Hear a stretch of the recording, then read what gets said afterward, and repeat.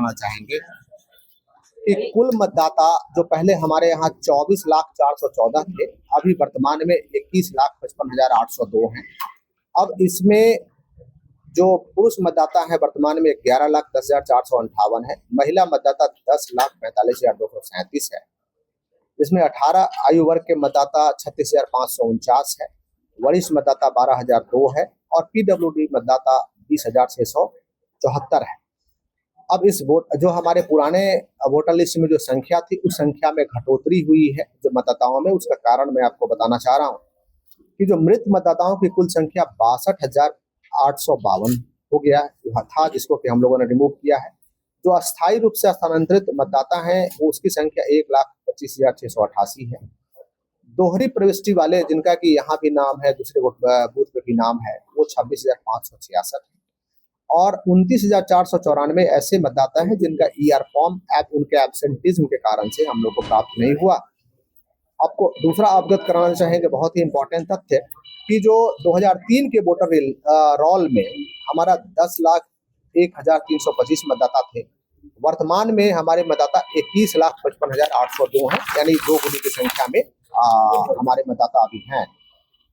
आपको अवगत कराना चाहेंगे कि जो बूथ की संख्या पहले 2263 था, अभी वर्तमान में बूथ की संख्या बढ़कर 2678 हुआ है, 415 बूथ बढ़ा है। माननीय भारत निर्वाचन आयोग का निर्देश था कि 1200 से अधिक की संख्या में जिस बूथ पर भी इलेक्टर हैं पुराने वोटर रोल के हिसाब से, उन सभी बूथ पे को हम लोग एडिशनल बूथ बनाएंगे ताकि मतदाताओं को वोट करने के दौरान कोई दिक्कत नहीं हो। तो हमने 415 बूथ बढ़ाया है और 415 बीएलओ है और कमीशन का जो डायरेक्शन है सभी बूथ पे हम लोग कराएंगे।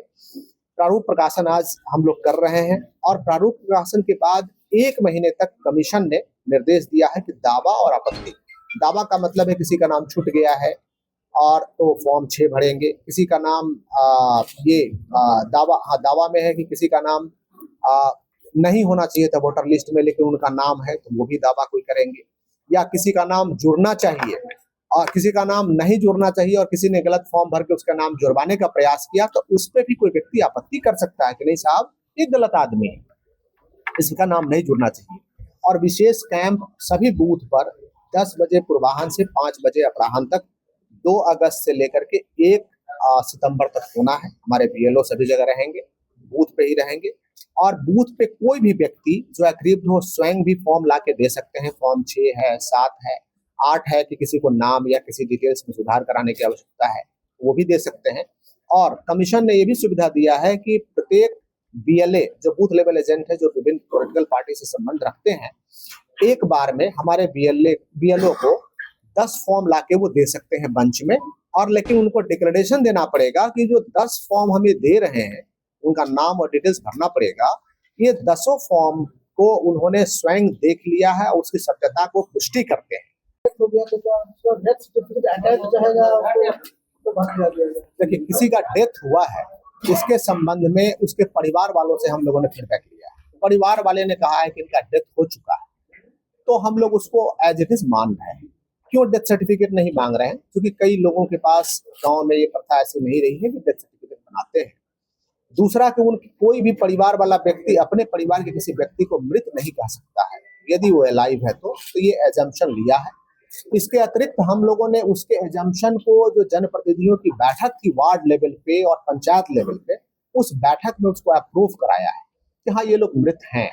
और इसके अतिरिक्त भी हम लोगों ने विभिन्न राजनीतिक दलों के प्रतिनिधियों को वो लिस्ट भी दिया है जिस लिस्ट में वो क्लियर है कि ये लोग डेथ है, ये लोग शिफ्टेड हैं, ताकि कई स्तर पे उसका वेरिफिकेशन हो सके।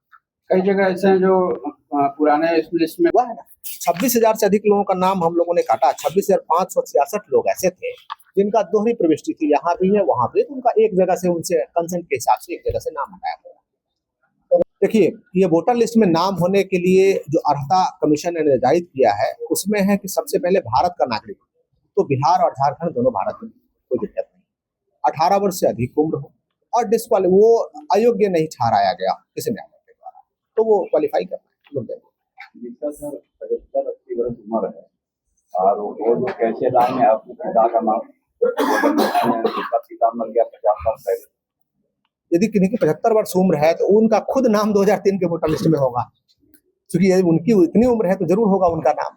नहीं होगा तो हम लोग लिंकेज भी ढूंढ रहे हैं, उसमें घबराने की जरूरत नहीं। 30 फॉर्म अधिकतम ला करके दे सकता है। कमीशन का डायरेक्शन ऐसा इसलिए किया गया है ताकि कोई आदमी हमारे बीएलओ को और इस इलेक्टोरल रोल को चीट करने का प्रयास नहीं करे, किसी गलत आदमी का नाम का एंट्री या किसी गलत आदमी के नाम को काटने का कोई प्रयास, सही आदमी के नाम को काटने का प्रयास कोई नहीं करे। और इसमें बीएलओ और बीएलए के साथ भी लगातार बैठक का आयोग का निर्देश और हम लोग सुनिश्चित कराएंगे। हमने समस्त ईआरओ को भी इससे अवगत करा दिया और कमीशन ने अवगत कराया है। और दावा आपत्ति जो 1 महीने में प्राप्त होगा उसका निष्पादन हम लोग 25 सितंबर 2025 तक करेंगे, निष्पादन करके और फाइनलाइज करेंगे और फिर अंतिम प्रकाशन 30 सितंबर को होगा 2025 को। इसका जो ड्राफ्ट अभी हम दे रहे हैं इसका फाइनल पब्लिकेशन 30 सितंबर को होगा। और इसमें से इसके दौरान पूरी अवधि जो 2 माह की अवधि है, इसके दौरान हम लोग समय समय पर अंतराल पर जो जितने भी राजनीतिक दलों के प्रतिनिधि हैं उनसे हम लोग वार्ता करते रहेंगे, उनको अवगत कराते रहेंगे। और इस 1 महीने की जो पिछली अवधि रही है इसमें भी विभिन्न राजनीतिक दलों के प्रतिनिधियों के साथ, बीएलओ बीएलए के साथ एवं जो स्थानीय हमारा पंचायत सरकार के जनप्रतिनिधि हैं, पंचायत के जनप्रतिनिधि हैं, उनके साथ भी बैठकें होती रही है और हम लोगों ने सिखा के अपने काम को पूरा